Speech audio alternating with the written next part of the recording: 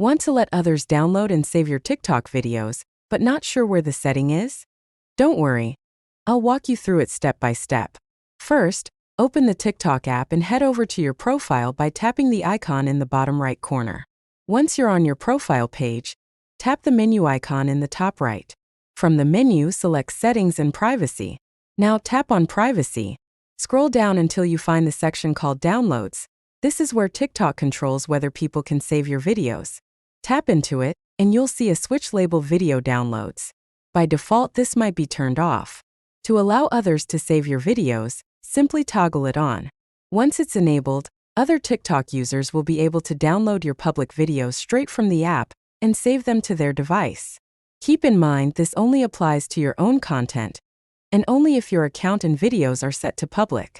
Private videos can't be downloaded, even with this setting turned on. And that's all it takes. You've now enabled downloads for your TikTok videos, giving your audience an easy way to save and share your content. If you found this guide helpful, tap the like button, drop a comment letting us know if you keep downloads on or off, and don't forget to subscribe.